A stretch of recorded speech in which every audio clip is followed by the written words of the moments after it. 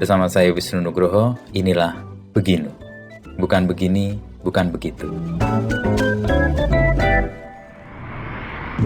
Halo pendengar setia Beginu, selamat datang di episode terbaru persembahan Kompas.com dan Media Podcast Network. Sebelum mendengarkan sesi episode kali ini, jangan lupa follow dan beri rating terbaikmu untuk podcast Beginu di Spotify, serta nyalakan notifikasinya supaya kamu bisa terinfo setiap ada episode terbaru. Follow juga Instagram, TikTok, dan Twitter kami di @medio_by_kgmedia. Di episode ini, kita akan menyelami kisah perjalanan Agan Harahap, seorang seniman dan ilustrator yang telah membuat beberapa karya manipulasi foto di media sosial. Bincang-bincang Wisnu Nugroho dengan Agan Harahap menceritakan perjalanan Agan di dunia seni dan ilustrasi. Agan Harahap juga menuturkan tentang karya-karyanya yang sering menjadi kontroversi di media sosial. Penasaran dengan ceritanya? Yuk langsung saja kita dengarkan lebih lanjut. Sobat Medio, kamu penggemar kisah di balik layar investigasi program Aiman Kompas TV? Penasaran dengan kehidupan Aiman Wicaksono di luar televisi? Simak podcast Aiman Wicaksono, eksklusif dan belum pernah disampaikan olehnya di program Aiman Kompas TV. Persembahan Media Podcast Network by KG Media, Kompas TV, dan Trusted Talent Management hanya di Spotify.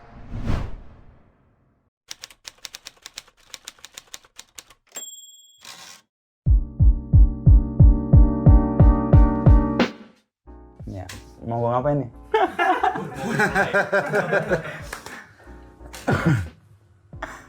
Iya. Terus gimana? Ternyata orang Jakarta. Iya. Jadi Kemayoran gue baru tahu ternyata Jakarta Pusat. Dan ternyata SMA-nya di Cempaka Putih. Kita menghirup udara yang sama ternyata. Iya, bisa jadi. Gaul-gaulnya juga ternyata. Menghirup kali Jiung yang sama. Baunya, aromanya mantap ya. Gimana ceritanya lo bisa hijrah gitu, pindah dari Jakarta dan kemudian ke sini dan menekuni sesuatu yang berbeda? Karena tiba-tiba istri gue hamil. Oh tiba-tiba ya? Terus bingung gimana gitu kalau kita di Kemayoran ini kayak kurang cocok deh. Sambil ngerokok gitu. Jogja yuk, ayo. Udah 2 minggu kemudian udah di sini. Secepat itu? Nggak ada pertimbangan lain-lain? Nah, kenapa Jogja dan nggak ada reserve? Pertama, harga pasti jauh lebih murah. Oke. Terus kedua adalah provokasi teman. Wah ini yang bahaya nih. Udah sini aja. Benar ya, cari rumah ya. Oke. Ya udah, dapat nih. Sip, berangkat. Oke, cuman seminggu ngurusin barang, seminggu kemudian udah di sini. Wow. Udah, secepat itu. Nggak ada keribetan yang membuat lo harus... Apa yang membuat lo bisa mudah sekali switch dari satu tempat ke tempat? Gue kan orangnya gampang terpengaruh. Berarti pengaruh yang akan masuk ke lo pilih atau ya? Iya tergantung. Kalau misalnya gue suka berangkat, kalau enggak. Gampang trigger lah intinya. Oke. Nah, setelah lo punya bayangan bahwa Jogja pertama lebih murah, yang kedua tadi? Provokasi teman. Itu dua-duanya terbukti bahwa murah dan provokasi teman lo bener? Iya. Oh iya? Ya oke lah so far. Misalnya kalau hidup kayak gue di Jakarta ya mati-matian lah pasti. Kalau di Jogja masih bisa santai, masih bisa terima-terima ketemu lo gitu. Oke. Di rentang yang tadi habis jemput anak kan? Kalau di Jakarta kan aduh nggak bisa mas nih ke kantor nih deadline nih. Tapi kan lo dulu kerja kantoran kan? Iya. Sebelum pindah ke Jakarta ke Jogja ini. Iya. Lalu lo meninggalkan rutinitas yang sebetulnya gue gitu. berhenti dulu kayak gue kerja kantoran sampai 2012. Berhenti 2 tahun dulu, terus 2014 pindah ke sini. Oh, ada sempat 2 tahun transisi ya? Ya. Yang tiba-tiba hamil itu? Oh enggak. Itu kan cita-citanya tadi pengen jadi seniman. Wih, cita-cita agak ajaib nih. Jarang anak punya cita-cita jadi seniman. Habis putus asa. Fotografer gini-gini aja apalagi nih. Oke, muncul cita-cita jadi seniman. Sebetulnya dari dulu juga udah ambisinya pengen, bukan ambisi sih, tapi lebih tepatnya dijerumuskan. Dijerumuskan sama almarhum bokap. Oke. Jadi kalau dulu tuh gue anak PSKD. Jadi ya perbasketan lah. Jadi nggak ada kepikiran cita-cita mau jadi apa, pokoknya taunya main basket aja. Terus yang kayak dapat apalah, bebas uang gedung, terus yang Karena prestasi olahraga itu. nah, terus pulang dengan bangganya gitu, Pak dapat ini nih, kasih brosur segala macam. Jadi apa kamu ini? Udah masuk daftar seni rupa aja. Ya udah, bos udah bilang gitu, sip. Terus nggak keterima. Oke, seni rupa mana? ITB? ITB tadinya. Terus nggak keterima. Terus ya udah kelanjur betah di Bandung juga. Udah kuliah mana aja lah. Kuliah lah di STDI, Sekolah Tinggi Desain Indonesia gitu. Ya udah dari situlah Berkenalan dengan yang mau dijerumuskan bokap tadi. Dibilang berkenalan sih enggak, tapi ya makin mendekat. Oke. Gitu. Terus lalu dari situ menekuni fotografi? Gara-gara provokasi teman juga. Pokoknya gue tuh orangnya diprovokasi. Ini Gan, kalau jadi fotografer lu bisa motret kayak gini-gini. Wih, bikini nih. Nah, belajar lah. Belajar. Terus ya gitu lah. Ngelamar kerja. Awalnya kan kerjanya dulu di ini apa? Ada studio foto namanya Tarsan Foto Studio di Roxy. Terkenal banget itu. Kayaknya keluarga kalau belum foto itu belum rukun lah keluarga itu. Jadi udahlah gue di situ. Kerjaan gue apa? Membirukan langit yang sudah biru, menghijaukan rumput yang sudah hijau. Artinya sia-sia atau gimana? Apa?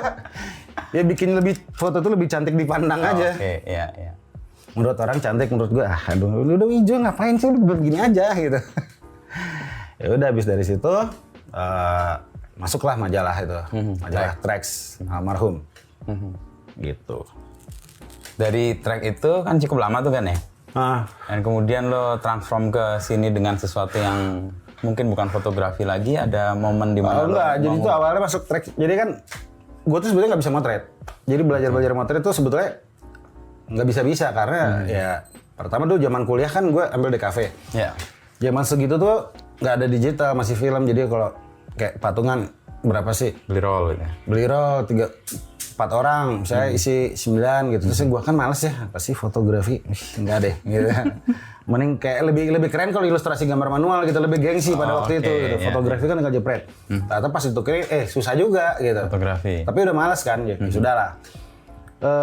Nah, ketika gue lagi di Tarsan, datanglah lowongan itu dari teman yang bekas fotografer Trax. Nah, Bayu Aditya dulu dia Trax itu kan pindah ke Playboy nih zaman itu dulu.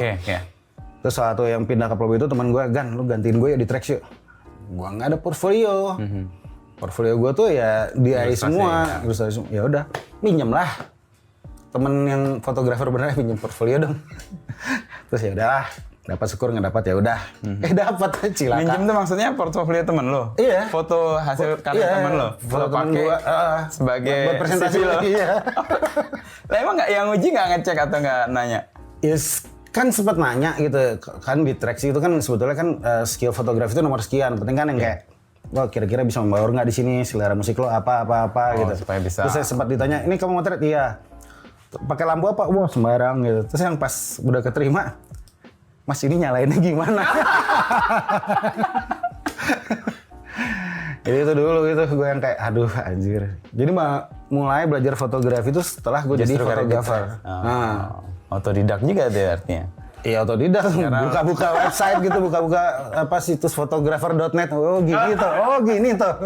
Dia selama ini kan tahu, oh kalau ke kiri terang, kanan gelap. Oke, itu lebih teknikal ya. Baru tahu lah itu, oh speed ini, diafragma, ISO, ya baru tahu setelah jadi fotografer. Sambil jalan ya. Sambil jalan. Cukup lama kan di tracknya itu? 6 tahun. 6 tahun. Lalu kemudian lo memilih jalan yang sekarang kan lo jadi kayak nyebut sebagai manipulator foto ya. Termasuk ini nih, yang selalu gue pakai kalau di acara-acara yang gue anggap penting. Gue pernah sama Jokowi pakai pas ini. Oh ya? Serius? Oh wow. Di acara tertentu gitu, yang lebih casual gitu ya. Iya. Tapi dia nggak notice kayaknya, mungkin dia notice yang lain-lain. Terus kalau perjalanan sampai di ranah beginian, jadi tuh waktu dulu di Bandung itu hampir nyaris tidak ada pameran seni rupa yang gue nggak datang. Pasti gue datang. Ketika kuliah? Waktu kuliah. Itu bukan karena sebenarnya persetan sama karyanya ya, tapi lebih kayak kalau ada opening kan pasti ada makanan. Nah, itu selalu gitu. Nah, mental gratisan kayak gitu ke bawah-bawah waktu gue kerja di Trax. Oke. Jadi gue dari kantor gue tuh di Tamrin, Tamrin ya. mau pulang ke Mayoran. Berarti lewat Galnas. Oh iya. Setelah gue lewat Galnas, apa nih rame-rame? Mental gratisan. Kalau di Galnas kan biasa openingnya kalau nggak wine beer lah minimal kan. Oke, iya. Melipir, set. Lihat-lihat, ada di tembok apa? Ada open submission Indonesian Art Award 2008 gitu. Iseng-iseng aja submit. Keterima. Dari situ mulai kan yang biasanya dulu kalau di zaman-zaman kuliah gitu cuman kayak nggak kenal, cengak-celingok, opening kita nyerang makanan gitu. Nah, mulailah pede, kenal ya sudah sampai sekarang. Gitu. Apa yang lo submit di karya itu sehingga diterima dan lo kayak kaget juga dengan karya yang diterima? Sebetulnya karya bukan foto gue juga itu sebetulnya. Jadi foto temen gue pinjem, terus ya gue tambah ini itu ya, manipulasi kayak gitu, terus gue kirim. Terus sebenarnya nggak ada narasi apa-apa, cuma yang kayak apa? Ya visualisasi lagu Beatles Octopus Garden. Nah itulah. Ya udah dari situ masuk, wah jadi finalis gini tuh rasanya jadi finalis. Nah, bisa sombong sama teman-teman di Bandung kan. Paling ada di portofolio kan? Ada gitu. Okay. Udah habis itu tekun di situ. Jadi kenal sama ada teman namanya Angki Purbandono. Nah jadi Angki itu ternyata dia adalah fotografer tracks yang pertama. Oh oke. Nah, gua tuh fotografer tracks 6, dia yang pertama. Kenal ternyata dia adalah, wah anjir. Wih ada cicak nikah. Wah cicak, wah. Taruh mana tadi? Angki, fotografer track yang ternyata pertama. Angki itu dia punya kolektif namanya Ruang Mes 56. Di sini kan? Di sini. Ya udah dari situ kenal, pameran. Udah dari situlah. Dari pameran di Mes 56 itu. Dari Indonesia Art Award di Galnas itu, Mes 56 udah terus tuh sampai sekarang. Apa yang buat lo ngerasa ini kayaknya yang harus gue tekunin deh, dan ini jalan lo yang ya membuka ke hal yang tadi lo. Gue tuh selalu melakukan apa yang gue suka ya. Jadi yang kayak kalau misalnya gue nggak suka dan biar kata duitnya banyak tapi gue nggak suka, gue nggak masuk. Jadi ya oke, gue nggak tahu nih masa depannya gimana.